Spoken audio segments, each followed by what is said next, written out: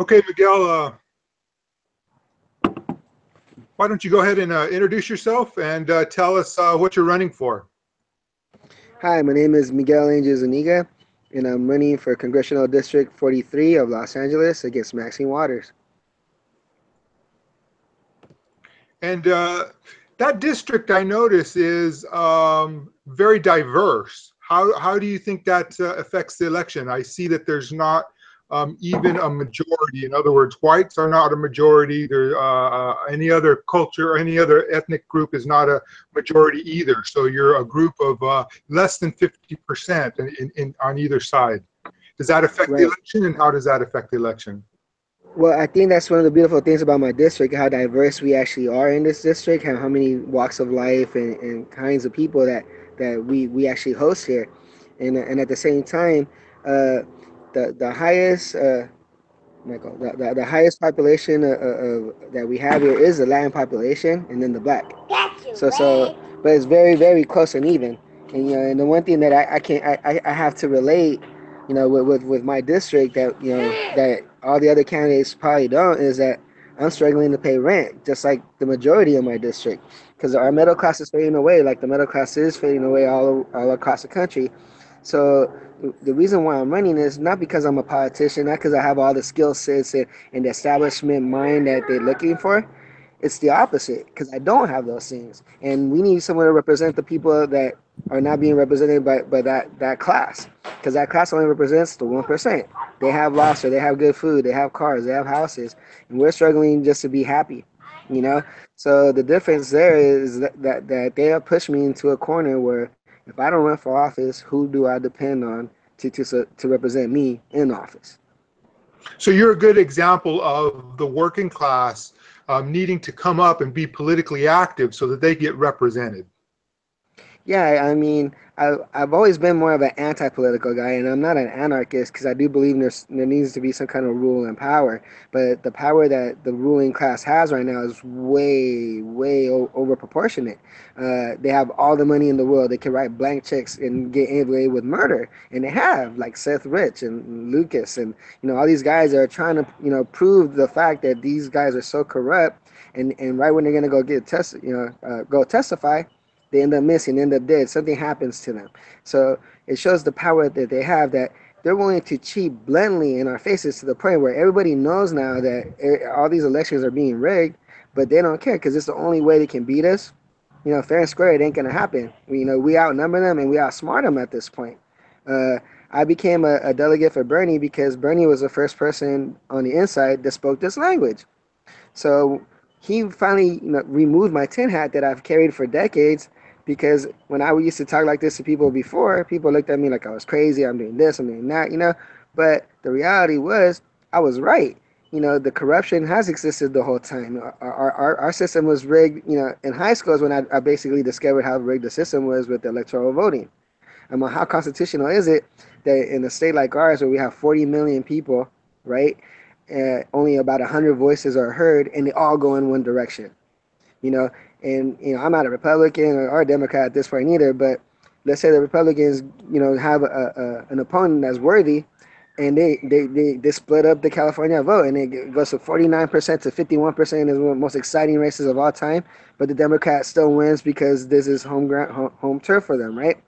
But what I don't think is fair there, for one, is that you're funneling 40 million voices into less than 100 or about 100 electoral votes that we have here, and then they all go into the one direction. So if we have that 49% to 51% split, it should at least distribute the electoral votes rightfully. Because obviously that was a split state. We didn't all agree, and it wasn't a unanimous thing that we said, hey, yeah, the Democrat won that time. So that in high school is something that I logically figured out, because two and two still makes four, and I didn't think that was very democratic at all, that process. And even though I'm grateful it kind of worked, for the first time against Hillary, but now we have Trump.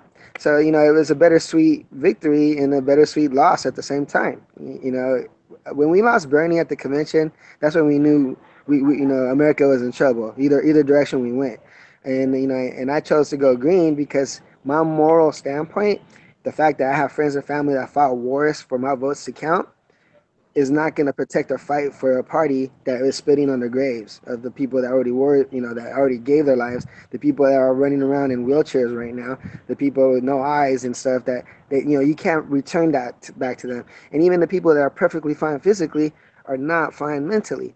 And we're leaving them and we're ignoring them on the streets instead of offering them the help that they deserve for putting themselves in a situation that put them there for us. Awesome. So one issue that will help the working class, I believe, is healthcare, access to healthcare. They say access to healthcare. I know that's a talking point for the groups. What's your stance on healthcare? I see your sign. Yeah. It's a little beat up, but it's been a couple of rallies. I got one from every rally, really. Yeah, I've been fighting for. I like that one particularly because it says healthcare is a human right. Yeah, yeah. It is a human right. I mean, if we can't afford to take care of ourselves, we're in a sinking ship. It's already a sinking ship as it is with all the products that they offer us, with the GMOs and the pesticides that they spray on everything, and I can't drive 5 minutes without seeing a different refinery in my district out here. Well, in my district, we have the Torrance refinery, which is a ticking time bomb. Most people know, most people across the country know this now. But Almar Asuci yesterday confirmed that he has no plans of shutting it down because he feels bad for all the workers that are going to be out on the streets. Then about 20 minutes later, he's talking about how Toyota is leaving, the corporate building that's been here forever and has brought a lot of business to the Torrance area here in our district. They're shutting it down and moving to Texas, And the problem is that he's over here saying that when they asked him what he wants, what his plans were to do with the empty factory that Toyota's leaving behind, is he wants to invest in modern technology. This was his answer. Now, he never said what. Modern technology what? Like, are you going to invent powdered water, just add water, and you're going to invest a whole factory on powdered water where you just add water to it anyway? I mean, that's modern technology, or it could be called that, and I think it's nonsense, because modern technology that would actually benefit us right now and get the refinery closed down all at once is you take the people that are working in that factory and you start moving them over to the empty factory, the Toyota one, and you start training these people to install solar panels, install windmills, build solar panels, the whole works. And you slowly, gradually, keep their income and even offer a better one or match whatever that the oil company is giving them. You totally take the profit away from them, and you don't take the jobs. And guess what? Even those people whose poor jobs you're protecting, that they're going to be the first ones to blow up. They'll be the first ones to blow up. So Almar Asuci, you're talking out of your behind when you're saying that, oh, poor people. Poor people, when they blow up, we're blowing up right after them. We're all blowing up because we're all in the circle. So you defending the fact that you are still in bed with big oil by saying that you're protecting the jobs of that refinery is totally hypocritical to the fact that you're saying that you also want to open up, new tech jobs. Well, new tech is solar power. Solar is the future, and it is the best way we can protect the planet. That I don't know if Almar Asuci plans to cutting off his family line anytime soon, but I'm pretty sure his family is going to want a planet that's sustainable. Not one that they're running around, trying to survive and maybe eating each other. You never know what it's going to bring. So you're drawing a line between the dirty energies and the lack of health care or lack of health of the public. Right. I mean, it goes hand in hand. If they're going to make us suffer through all this, the chance that we could blow up, or the fact that we're breathing these chemicals, most of these clouds that you see around me right now, I'll show you real quick. Those little gray clouds and stuff like that, most of them come from the stacks from these refineries. And they just blend into the clouds and the scenery in the sky. But most of these clouds are all drifting into the poorer areas of the state. As they're going towards Compton, they're going towards Long Beach, they're going, and these are all high minority areas. So it's almost like they're technically, put into, strategically put into place. So not only are they, they know they're going to damage it, they really don't care about us because that's why they put them here. We have Death Valley, where there's nothing in Death Valley. Why don't they do these bases there? Why don't they work out because it costs a little bit more to track. You're making billions of dollars in profit. I'm sure you can pay another trucker or two to take the drive, and it'll open up more jobs if we have to, put up with it. But we don't. We don't have to put up with it. And there's tanks that are made that can work on hydro, water, water. So if a tank that weighs maybe the 8 or 9 cars, can operate on water, you don't think we can make a car that operates on water? I mean, it just shows where they stand. It's a profit, and it's also a way of population control. It's a slow grind, but people die from this pollution. Sure. Some people are affected harder than others. Right. All the asthma, all the bronchitis, all this stuff. I'm sure it has something to do with it. Uh-huh. So another thing that will help the working class is education. What's your view on education, how to improve it, or what the correct path forward is? Well, I remember one of the statistics that they showed was that if we were to just deduct 5% of the military expense fund every year, everybody would have a free education in college. Everybody, the whole country, just from 5% of the $600 billion that we spend in war every year, and the reason why we're at war with 9 countries, whether they say it or not, is that. So, yes, we should totally. And the other argument here is that, everybody wants to live for free. Look, if you want me to pay for my own education, then don't tax me. Don't tax me at all. I'm not asking for free stuff. I'm asking for that, for the 10% that I get taxed here in California, basically. I want some of that to actually work for me. I don't want it to work for wars. I don't want it for warmongering.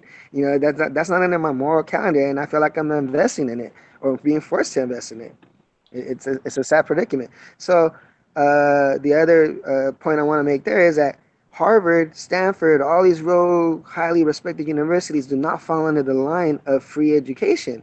So you still have to, for the people that want to put, have that little title, that extra little boost, when they go apply, trust me, those universities are not going to give up their profit margins. So if someone's going to free the El Camino, which is the highest accredited junior college in the country, and I live, 5 minutes away from it, why not? Why not?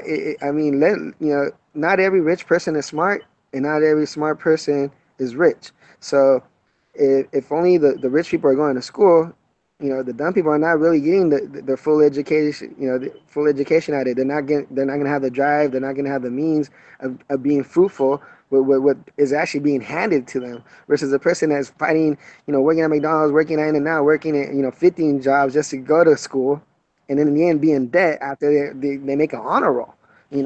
So they get their job as a lawyer, so they in the first 2 or 3 or 4 or 5 years, it's still paying back the debt just that got them there. Some of them don't make it past that debt. It's a struggle. So they busted their butt. They got what people consider a decent job, but they're still struggling. It's a catch-22. So yeah, we need to get the free education going, because there's a lot of smart people that deserve the chance to improve the situation, because they got the brains for it, just don't have the pockets. So let's take a step back, and so President Trump appointed DeVos for education, and she's promoting charter schools. Well, how do you feel about charter schools versus the regular schools that we have now? Well, I mean, I just think it's another way to it's a status type thing. I went to a public school, and it was during the 90s when the gangster generations were at a high peak. I seen drive-bys. I went through that whole they're gonna think what's up with the green people and their cats, right? This is Mr. Perfect. Mr. Perfect, say what's up. Say hi to Jill and the family. so anyways, but yeah, so it was a hard time to go out there, and to me that was my real first exposure to real bullying, because to witness a drive-by, to see people getting jumped, outnumbered, and to me it was horrifying, and I always felt like I had my hands tied, because if I would have went in and tried to lean, even though I had nothing to do with it, I would have been taking a beating, so certain things that to stay smart about, but you always try to help whenever you can. I've never been that person, to look down on someone unless I'm trying to help them up. I can barely help myself, but I still put myself in a situation where if I can help someone, I will. So growing up in that environment and stuff, it was another different kind of challenge. But but that wasn't, I had great teachers. I had teachers that actually had to put up with those kind of people and still were able to get their, their messages across. I wouldn't probably be so anti-political if the teachers weren't so open about some of the subject. They would even kind of went, I'm not really supposed to, dictate here and there, but this is some of the stuff that really happened, and I was cool. So it just depends. I think the best way we can improve it is not through charters, but by limiting the amount of students in each classroom and hiring more teachers. That adding more music and art programs instead of eliminating the creative thought process. I'm an artist, so I paint, I draw. I've even done a little rap before. I experiment. I try not to be exclusive to one group, so I belong to as many groups as possible. And I really threw myself out there, and I got to know a lot of culture. I got to know a lot of people. Even in school, I took French. I knew Spanish, and a lot of my friends were taking Spanish to make it easy. But once they found out that they knew Spanish, they gave them harder lessons. So a lot of them were barely getting by with C's and B's, and then they're wondering how I'm getting an A and B in French. A language that I had no idea about. Well, some of the French still stuck with me. I graduated in '93, so I can still count. I can still say. So it's just about challenging yourself. A lot of people. That's the same problem I'm having with the party system, where people are just so proud of their parties that they're destroying their country over it. Their party means more to them than their country. And it's something I said always, that my country comes before any party, even the Green Party. And if we don't think this way, then our country's, our country's the one suffering from it. So if we're fighting so hard to put our parties on top, then we're leaving the country at the bottom, and that's a big part of the problem, because we're not cheering for sports teams here. We're cheering for people. We're not cheering. We're supporting people that have a say so on what are going on situations that are going to be affecting us in our future. So when the Raiders lose, and all those hard fans and those dedicated fans go, and every year they swear they're going to win the Super Bowl, which actually they got close last year until they had an injury. But I mean, you put a helmet on those guys and you put them on the field, they'll play for free and they'll win the game because they play with their hearts. The fans play with their hearts, but it's different when you're talking politics, because no matter how much you wish your Democratic Party was progressive, and no matter how much you wish your Republican Party was conservative, they're on a whole different agenda, and what they're promoting is conservative and progressive, but yin and yang, yes or no, but it's always a yes or no question. They always bring up something that nobody's going to agree on. So they keep the divide. They divide you from your street to your city to your social security number. Like, it's all across the divide. Your race, you're gay, you're transgender. Like, they divide you every chance they get, because they want you concentrating so much on the petty while they make these major moves while we're over here fighting each other. And that's the hugest problem I'm seeing in our political climate today. That's why it's hitting up intensely, where people that are not actually attacking the system in an educated, surgical way are getting physical, and that's because they don't know the system. They're so frustrated, but they don't want to take the time and the effort to actually get involved and be a voice. And even people like myself that have actually taken the chance and the time to be a voice, even I'm told sometimes, not, why are you wasting your time? Why, like with Maxine Waters, I'm not supposed to win this race in everybody's mind, but I really feel that if we can force her to rig it, that means that she was worried about me, that we made a difference, and if I can at least push her to some of my proposals, and the main proposal I would like to see her even take up is, I want to give 25% back of my salary to the community, to my district. That's almost 1 year of salary, out here, on the average income.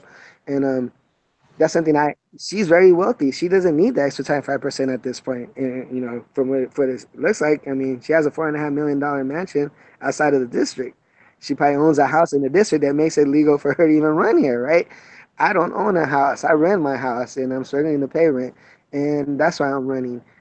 So if she can adapt that 25% back, people are going to hold her feet to the fire, and they're going to wait to see if she actually gives back. Because if she can't even do that, and and if I ask her, look, Maxine, chances are you're going to beat me. But if you can at least adapt this one proposal and show the people that you really care about my district, if you can promise me that you'll give us 20%, that's a win for us. You know, that's it's a small way because she might funnel it some way. She might just say, oh, yeah, and she give it into her own people, whatever. But we're gonna keep an eye on her, and if she does that, people are not gonna be happy. If she keeps it, inside her circle and she doesn't spread it out and try to make a program out of it or a homeless shelter, something like my goals are to be, then chances are this might be her last 2 years. And then I accomplished something huge. I was able to derail someone who's never been contested in her chair. A Republican is not going to contest Maxine Waters here. It's too blue of a state. The highest they've gotten is 23% of the vote. Now there's 3 Republicans testing her, so they're going to be splitting the vote up a little bit more. Gives me a huge opportunity. My concentration right now is to beat Omar Navarro. He's the front runner for the Republicans. He's the guy to beat, because if I could beat him and with all the other Republicans are running, we can split the vote. Then it's a runoff, and then that's when I can really just truly concentrate on Maxine.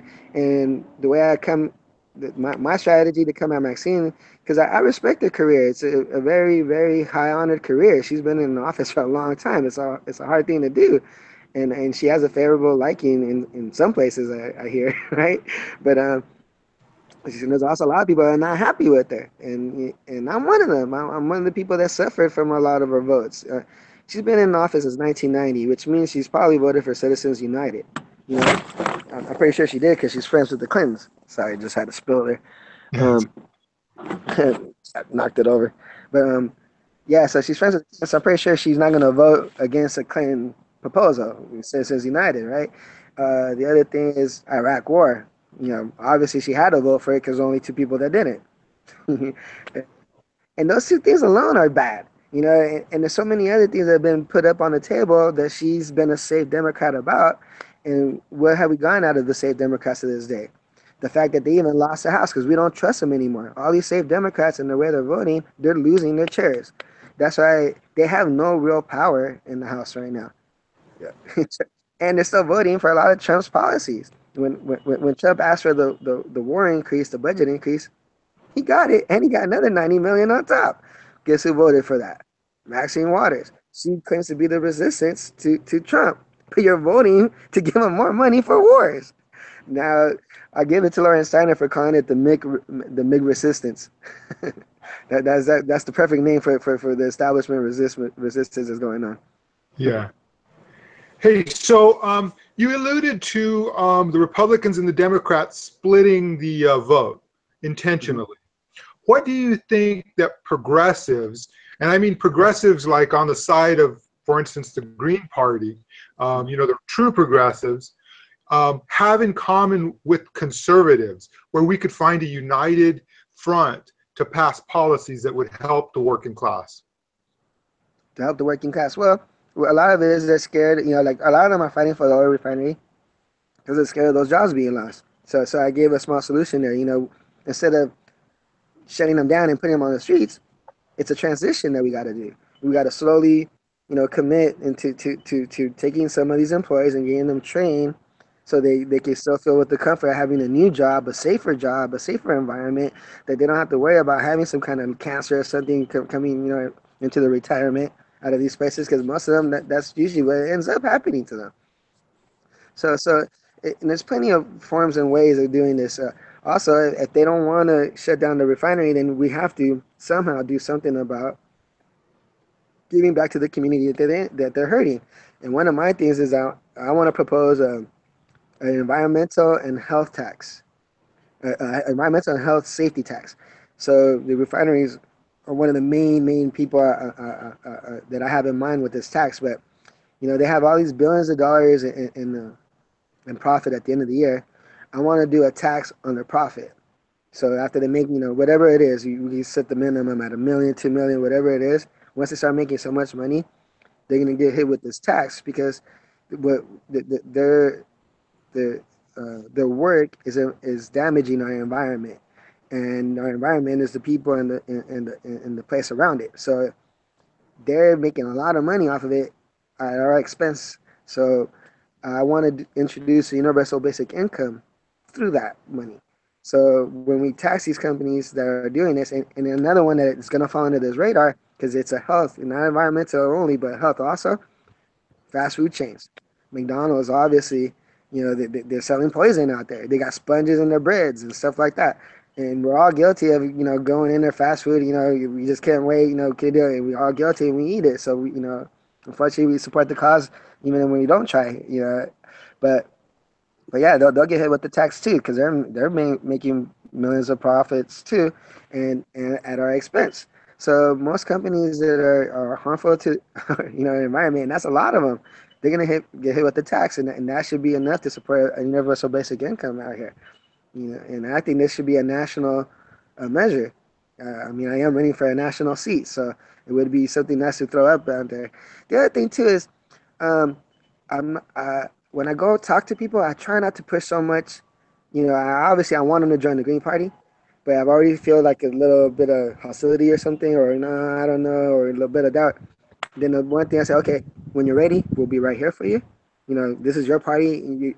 All Democrats are technically Green Party members, and they just haven't figured it out yet. We're the progressive party. They're fighting to make theirs progressive. They're being told it is. That's the main difference. So once they figure it out, they'll see that I wasn't attacking them or bashing them, and I'm actually support the reform cause because I think we need something in there, a wrench in the system to slow it down while we make progress in building a third party. So I just tell them, hey, we need your vote. Vote Greens in. You already gave the Democrats chances for all these decades. Don't cross over parties if you're not ready, but vote for me. Vote for me. Because see, once you get some Greens in office, and they can see that, you know what, he voted against the grain every time, but against the grain is exactly what the people wanted him to vote. And they see that he held his ground the whole time, even if they didn't get one proposal through, but they voted the way the people wanted him to vote. I'm pretty sure that people are going to be pretty impressed with what the Green Party is doing in Congress and probably want to get a couple more Green Party people in Congress too to guarantee these votes. Because once we start filling up these little holes here and there with Green Party here, Green Party there, and we get more and more of the votes guaranteed for the people by a party that is by the people, then we're going to start seeing more people crossing over to our party too. Because once they can see what we can do in office, because we haven't had the chance yet, we had small chairs, but once we get into a big chair and we see, hey, you know what? No matter what they did, no matter what they threw at him, no matter what, he's stuck with the vote for the people. They're gonna want more of us in there.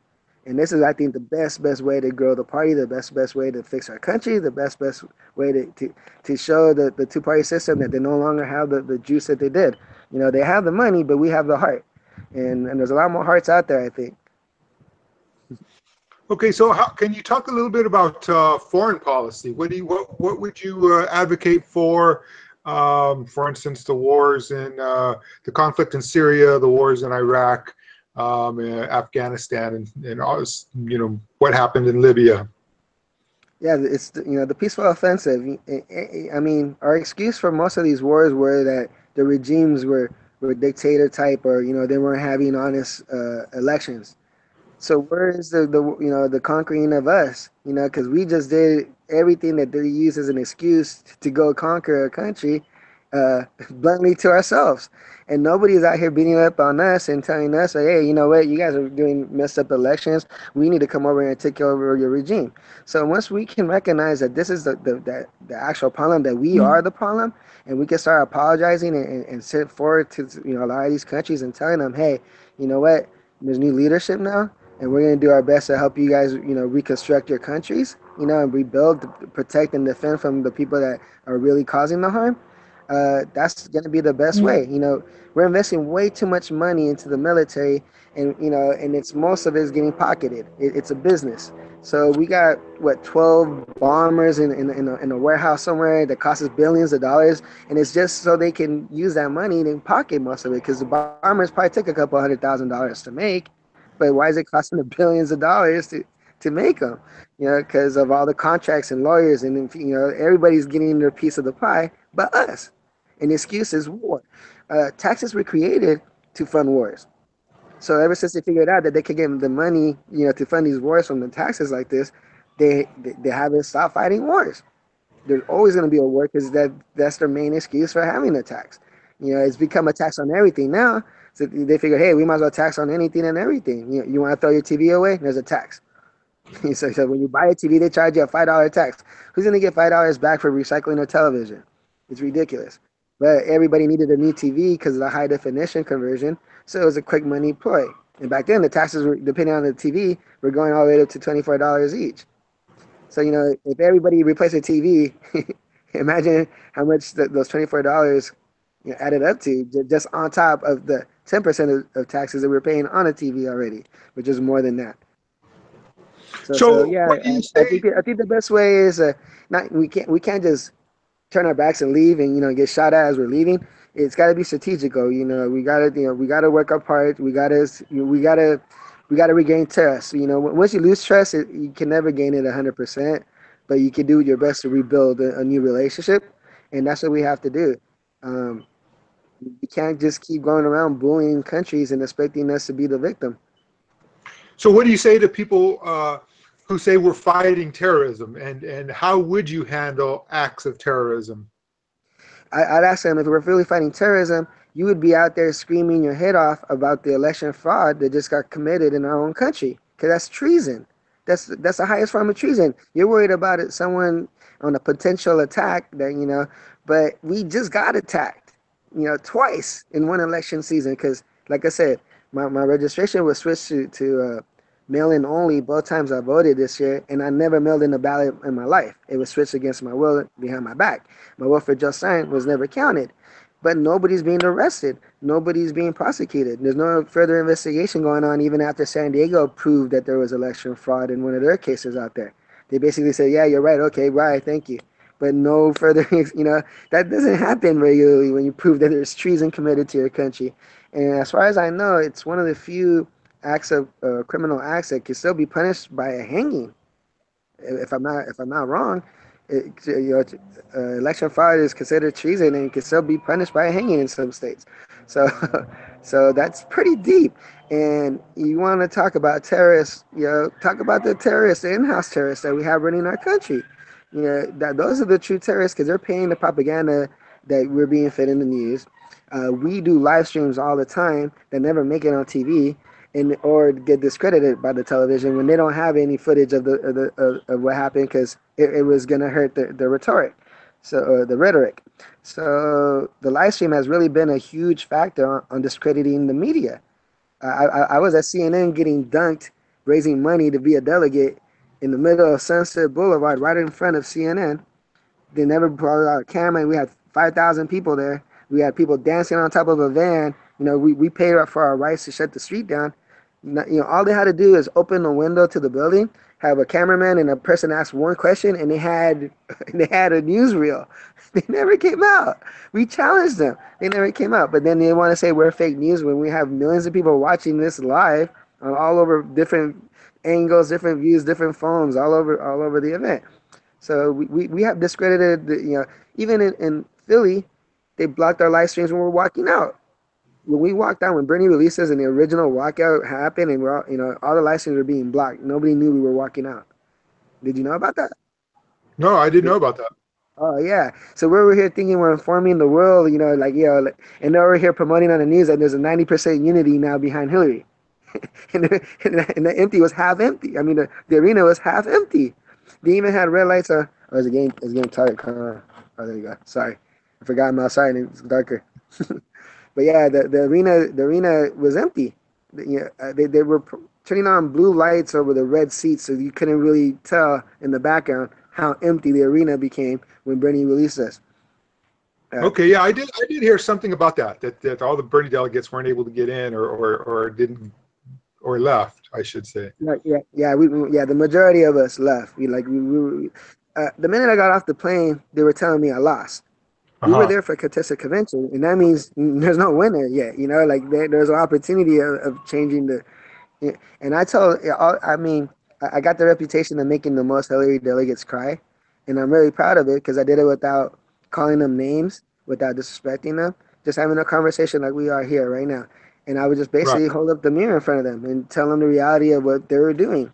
That they were voting against the $15 minimum wage, that they're voting for TPP, that we're voting for all these horrendous things just so they could pass a couple of civil rights movement laws, like gay marriage rights or something like that, which is good. It's things that we need, but those people will also get affected by all the stuff you're voting for.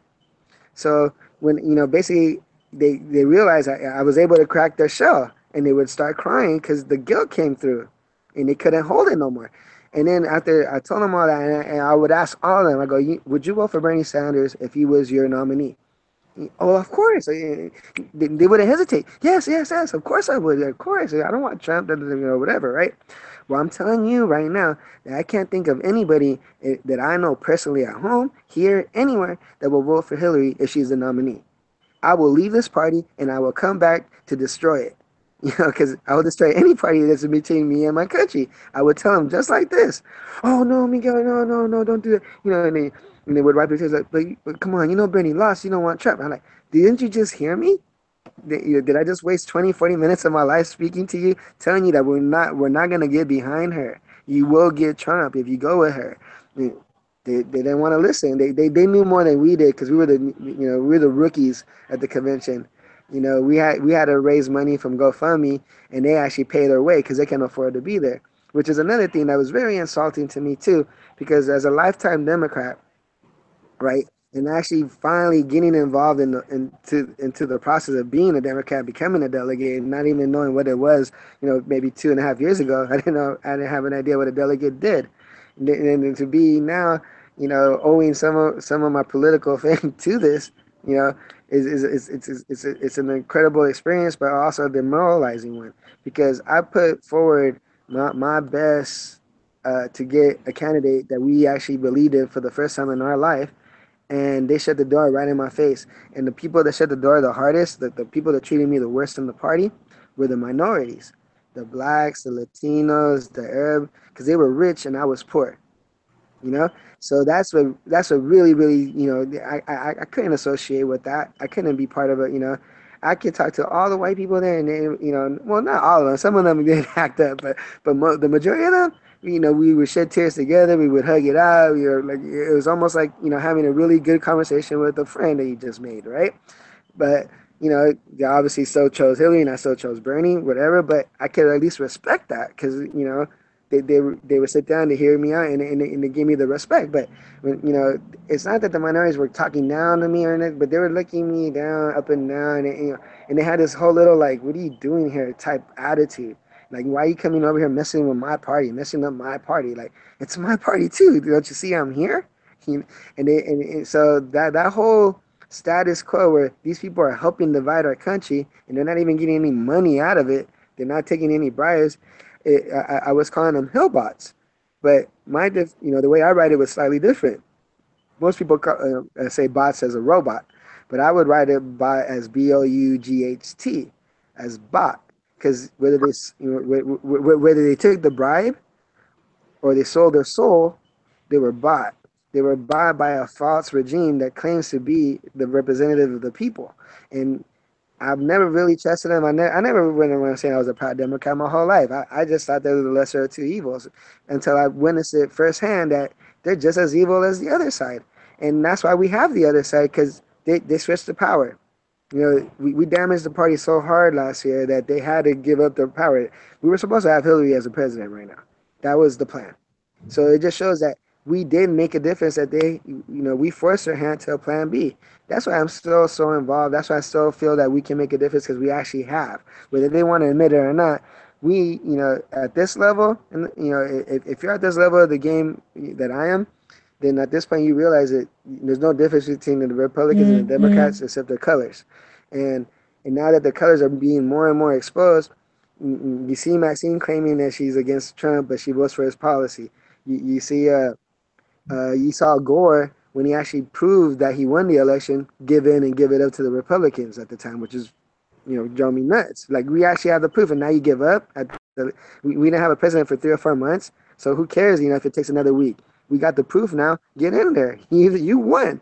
Oh no, we need to move on. And okay, so it just shows that you're working together. Anybody that basically has come closer to making a difference either gets threatened or gets knocked off the train. So it gets hard. It gets really hard because they know that at this point they can't beat us fair and square. We know the actual process, and we've seen how bad it is. All the different funnels that they use to qualify a candidate that they want to force on you to make it seem that we voted for. It's a trick. Well, thanks, Miguel. I think it's getting late, and I think we can stop it there. And I appreciate you taking the time to talk to us. Uh, and we wish you luck in this election. What's your next move? What are you doing these days? Let's put it that way. Well, today I went to go check in at the PV Bowl. There's a bowling alley next to me. Omar Navarro, the Republican frontrunner that was supposed to be, he's the guy that the Republicans are probably going to be voting for. He's the one kind of leading the Republican poll, but Sure. but he was going to host a meet and greet here at the bowling alley, literally 2 blocks behind me, and what was going on is basically a lot of the outright was in the conjure there. The outright is totally behind him. Alex Jones been supporting him. A lot of these conservative neos are the ones behind him. So we started a movement. We had people start calling the bowling alley and saying, hey, you claim on your website and you claim for all these years that you bring a safe and happy environment to your bowling alley, but you're about to invite someone who brings the outright along with them in his rhetoric. The Proud Boys, all these white power type affiliations are the ones that are behind Omar. And here's the funny thing is Omar's representing them. And you know what I've seen this. I even have the screenshot, but they have referred to Omar as, they refer to him as their favorite non-white. Huh. and this is who he chooses to represent. So I mean, I guess he knows his ground. He knows his lane. That's where he stays. But so I went in there personally to go talk to the people at the bowling alley to see what's going on. And they ended up canceling the event because we had so many of our revolutionaries call and say, "Hey, we don't want that here. We saw what just happened a few days ago with the car plowing, and that's the kind of people that you're gonna have come to our city. No, I mean, so they canceled the event, so we shut it down. He only had about 48 people actually going, but still, that's 48 people that don't need to be conjuring. Right. So that's one of the things I've been doing in the last few days, but other than that, no, I've actually been trying to form up some more proposals and start trying to get them more detailed so I can start talking about them more because this is how I really feel about winning. I'm Right. not trying to run a smear campaign or nothing like that. I want to be able to win on the actual proposals, the stuff that people need in my community, not Trump, not Russia. We're talking about the real stuff, the solar, the UBI, things that'll help my community and not frighten them. Right. Excellent. Well, thanks a lot, Miguel. All right, Michael. All right. Thanks for having me over. Let's keep that green movement going on. Let's keep that peace, love, and unity in full force because this is how we win the game. That's right. All right. Have a good night. All right, you too, Michael. Thanks.